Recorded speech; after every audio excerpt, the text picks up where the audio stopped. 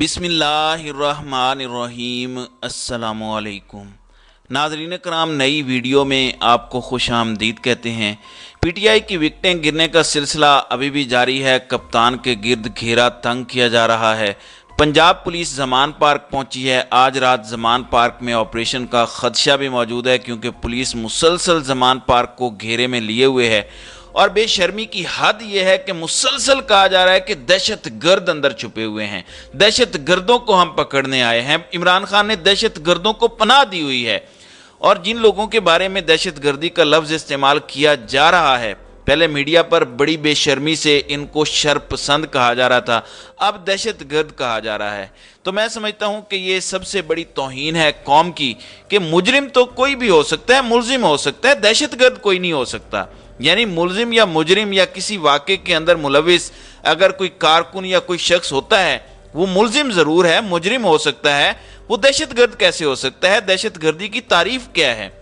تو عجیب تماشا بنایا ہوا ہے کہ اپنے ہی لوگوں کو دہشت گرد کہا جا رہا ہے۔ اپنے وہ لوگ، وہ پاکستانی جو ٹیکس دیتے ہیں، ہو جاتی ہیں لوگوں سے غلطیاں، ہوئی ہوں گی غلطیاں، اداروں سے بھی ہو جاتی ہیں، کوئی بھی دودھ کا دھلا ہوا نہیں ہوتا، لیکن جو اصل دہشت گرد ہیں وہ کسی کے کنٹرول میں نہیں ہیں۔ آج آپ نے دیکھا کہ ذوب میں کیا ہوا، جب امیر جماعت اسلامی سراج الحق کی ریلی تھی، اس ریلی کے درمیان بم پھٹ گیا، خودکش حملہ ہو گیا، 7 افراد زخمی ہیں جو ابھی تک کی اطلاعات ہیں۔ امیر جماعت اسلامی ریلی نکال رہے تھے، عین ان کی گاڑی کے پاس دھماکہ ہوا، بلاسٹ ہوا، 7 افراد زخمی ہوئے، اور خدا نہ کرے، افسوسناک ہے جو لوگ زخمی ہوئے، خدا نہ کرے امیر جماعت اسلامی سراج الحق کو کچھ ہو جاتا تو ملک کس ڈائریکشن میں جاتا۔ آپ پاکستان میں جاری کرائسس کا اندازہ کریں، گرفتاریاں ہو رہی ہیں، وکٹیں گر رہی ہیں، پی ٹی آئی کے خلاف آپریشن ہو رہا ہے، خان کو دبانے کی کوشش کی جا رہی ہے، خان کو ملک سے بھگانے کی کوشش ہو رہی ہے، پی ٹی آئی کو کالعدم قرار دینے کی باتیں کی جا رہی ہیں۔ باتیں کیا، الیکشن کمیشن کو ڈیٹا تک دے دیا گیا ہے، عدالتوں کے حکم کو جوتے کی نوک پر رکھا جا رہا ہے۔ یہ کتنا بڑا کرائسس ہے ملک کے اندر، سارے پاکستانی جانتے ہیں۔ لیکن یہ جو کچھ ہو چکا ہے، امیر جماعت اسلامی کو اگر خدا نہ خواستہ کچھ ہو جاتا، معاملات اور زیادہ انتشار کی جانب چلے جاتے۔ دشمن تو چاہتے ہیں، میں نے اپنی ویڈیوز میں بار بار بات کی ہے کہ یہ جو تماشا لگا ہوا ہے، پاکستانی عوام اور پاکستان کی آرمی آپس میں لڑ رہے ہیں، پاکستان کی آرمی کو کھڑا کیا جا رہا ہے لوگوں کے خلاف، اپنی قوم کے خلاف، اور اتنے فاصلے بڑھ چکے ہیں، اور ان فاصلوں کے بڑھانے کے اندر اداروں کا اپنا کردار بھی ہے، سیاستدانوں کا اپنا کردار ہے۔ لہٰذا آج اگر خدا نہ خواستہ انڈیا کوئی جنگ چھیڑ دے تو کیا ہوگا؟ اس سارے کرائسس کا اگر کوئی فائدہ اٹھائے تو کیا ہوگا؟ لہٰذا دہشت گردوں نے دھاوا بول دیا، امیر جماعت اسلامی کے قافلے پر حملہ ہوا۔ پھر ایک اور خبر آئی ہے کہ مختلف سیاسی جماعتوں کو ٹارگٹ کرنے کا ٹی ٹی پی کی ایک ذیلی تنظیم جماعت الاحرار، اس کی جانب سے تھریٹ جاری ہوا ہے کہ کالعدم ٹی ٹی پی کا اہم شخصیات کو نشانہ بنانے کا منصوبہ بے نقاب ہوا ہے۔ ٹی ٹی پی کے اندرونی عہدیداران سے منصوبے کی تصدیق ہو گئی ہے۔ مصدقہ خفیہ اطلاع کے مطابق ٹی ٹی پی اور اس کی ذیلی جماعت جماعت الاحرار نے اہم عسکری اور حساس اداروں کے سربراہان اور حکومتی عہدیداران کو نشانہ بنانے کا منصوبہ بنا لیا ہے۔ اس دہشت گردی کے منصوبے کے مطابق اہم حکومتی اور عسکری عہدیداران، جن میں پاکستان مسلم لیگ نون کی سینئر نائب صدر مریم نواز، وفاقی وزیر داخلہ رانا ثناءاللہ اور پاکستان کے سیکیورٹی اور حساس اداروں کے افراد بھی شامل ہیں، ان کو نشانہ بنانے کا منصوبہ شامل ہے۔ اس کے علاوہ قانون نافذ کرنے والے اداروں کی گاڑیوں اور چیک پوسٹوں پر بھی حملہ کرنے کا منصوبہ ہے۔ اس سلسلے میں جماعت الاحرار کے سرغنہ رفیع اللہ کی زیر نگرانی دہشت گردوں کا 2 خودکش حملہ آوروں پر مشتمل گروپ پنجاب میں داخل ہو چکا ہے۔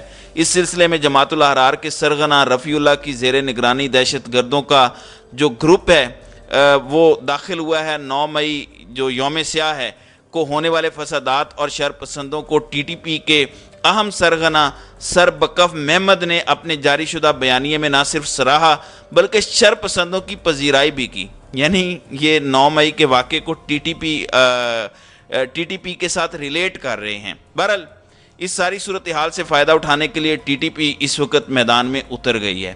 اب ٹی ٹی پی تو اس سے فائدہ اٹھائے گی، اللہ نہ کرے کسی بڑے سیاسی رہنما، کسی اہم شخصیت یا اسٹیبلشمنٹ سے کسی کو نشانہ بنایا جاتا ہے تو سارا الزام پھر عمران خان پر، سارا الزام پھر پی ٹی آئی پر ڈالا جائے گا۔ اب ملک کس طرف جائے گا؟ لہٰذا جب ملک اس طرف جا رہا ہے اور بڑے خدشات ہیں، تب کیا ہو رہا ہے؟ ملک کے ایک اور پاپولر لیڈر، پاپولر سیاستدان، بہترین سیاستدان صاحبزادہ حامد رضا سنی اتحاد کونسل کے چیئرمین ہیں، ابھی ان کا پی ٹی آئی سے تعلق ہے، وہ پی ٹی آئی کے ٹکٹ پر الیکشن لڑنے جا رہے ہیں اور ایک پاپولر شخصیت ہیں، انہیں گرفتار کیا گیا ہے۔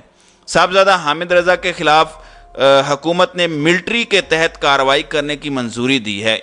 ان کو کہا جا رہا ہے کہ وہ سانحہ 9 مئی میں ملوث ہیں، اس لیے صاحبزادہ حامد رضا کو گرفتار کیا گیا ہے۔ دوسری جانب زمان پارک کے اندر پولیس اس وقت گھسی ہوئی ہے اور کہا جا رہا ہے کہ یہ مذاکرات کے لیے پولیس آئی ہے، حالانکہ تلاشی ہو چکی ہے، خان نے پورے گھر کی تلاشی کروائی ہے، میڈیا کو بھی، پولیس کو بھی، لیکن یہ ایسے لوگ ہیں کہ ادھر پولیس داخل ہوئی، میڈیا بھی ساتھ تھا، جب کچھ حاصل نہیں ہو سکا تو اب اس کو نیا رخ دیا جا رہا ہے۔ منسٹر آف انفارمیشن پنجاب کہتے ہیں کہ کمیشن لاہور کی سربراہی میں ابھی جو 3 رکنی ٹیم زمان پارک گئی ہے، اس نے ابھی کوئی سرچ آپریشن نہیں کرنا بلکہ گھر کی تلاشی کے لیے ایس او پیز طے کرنے ہیں۔ میڈیا کی جس ٹیم کو دورہ کرایا گیا ہے اسے گھر کے اندر جانے کی اجازت نہیں تھی، لیکن لہٰذا یہ دعویٰ بے بنیاد ہے کہ گھر کی تلاشی دے دی گئی، یعنی وہ کہتے ہیں کہ ہم پھر تلاشی لیں گے، یعنی آپریشن والا معاملہ ابھی اپنی جگہ موجود ہے، تو آج رات کچھ ہو سکتا ہے۔ پھر مظہر برلاس صاحب کہتے ہیں کہ پورے پنجاب میں نون لیگی رہنماؤں کی نشاندہی پر پی ٹی آئی کے لوگوں کو اٹھایا جا رہا ہے، انہیں تنگ کیا جا رہا ہے، ان پر چھاپے مارے جا رہے ہیں۔ محسن نقوی کی نگران حکومت نون لیگ کا دم چھلا کیوں بنی ہوئی ہے؟ ادارے اس ناانصافی اور ظلم پر کیوں خاموش ہیں؟ یعنی اگر ٹیررسٹ ہیں تو کسی کے کہنے پر ٹیررسٹ بنیں گے؟ نون لیگی فون کرتے ہیں کہ ہم نے بھی 4-5 بندے پکڑوانے ہیں، تو یہ ملک میں تماشا لگا ہوا ہے، ایسے ایسے لوگ ساتھ چھوڑ رہے ہیں خان کا کہ جن کا نام آپ بھی پہلی دفعہ سنیں، شاید خان کو بھی آج پتہ چلا ہو کہ اچھا یہ لوگ بھی پی ٹی آئی میں تھے۔ تحریک انصاف کے سابق ایم این اے ملک جواد حسین کا پارٹی چھوڑنے کا اعلان، پھر پی ٹی آئی رہنما مبین خلجی کا پارٹی چھوڑنے کا اعلان، پھر جے پرکاش جو اقلیتی ممبر تھے 5 دن سے انہیں غائب کیا ہوا تھا، اچانک ان کو کراچی پریس کلب لایا گیا اور وہاں پر روتے ہوئے انہوں نے پریس کانفرنس کی کہ میں پی ٹی آئی چھوڑ رہا ہوں۔ تو یہ حالات ہیں۔ دوسری جانب لاہور ہائی کورٹ میں نگران حکومت کو کام کرنے سے روکنے کے لیے شیخ رشید نے رجوع کیا ہے۔ شیخ رشید نے اپنے وکیل اظہر صدیق ایڈوکیٹ کی وساطت سے درخواست جمع کرائی ہے کہ ان کو کام کرنے سے روکا جائے، جبکہ خیبر پختونخوا کے سابق وزیر بھی پی ٹی آئی کا ساتھ چھوڑ گئے ہیں، یہ بھی ایک وکٹ گری ہے۔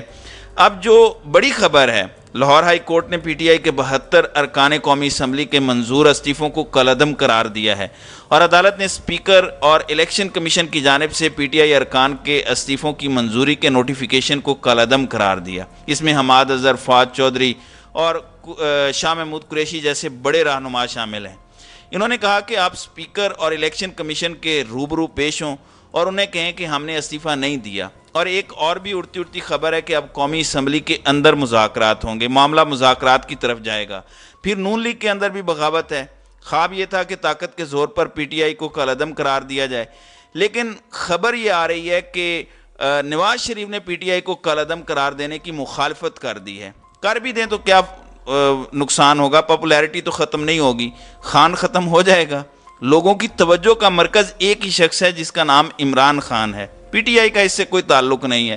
عمران خان اگر کہے گا کہ میرا انتخابی نشان طوطا ہے یا کچھ بھی ہے تو لوگ اس کا ساتھ دیں گے اور اس سے نفرت بھی بہت زیادہ بڑھے گی، اس لیے نواز شریف نے اس کی مخالفت کی ہے اور اس حوالے سے نون لیگ میں بڑے پیمانے پر تقسیم ہے۔ نواز شریف نے کہا ہے کہ سیاستدانوں کا معاملہ ہے اور اس کا مقدمہ سول کورٹ میں چلایا جائے، جنہوں نے ملٹری تنصیبات پر حملہ کیا ان پر مقدمات ملٹری ایکٹ کے تحت چلائے جائیں، سیاستدانوں کو ایسے ٹریٹ نہ کیا جائے۔ تو یہ ایک بڑی بغاوت پائی جا رہی ہے۔ پھر خبر یہ بھی آ رہی ہے کہ مذاکرات قومی اسمبلی میں ہوں گے، پی ٹی آئی قومی اسمبلی میں جا کر بطور اپوزیشن کردار ادا کرے گی، فیصلے سے سیاسی بحران حل ہوگا، یہ بھی بیرسٹر علی ظفر کی جانب سے دعویٰ کیا گیا ہے۔ تو امید ہے معاملات مثبت سمت کی طرف جائیں گے اور یہ جو پکڑ دکڑ ہے اس سے جان چھوٹے گی پاکستانیوں کی۔ پھر شاہ محمود قریشی کو رہا نہیں کیا گیا۔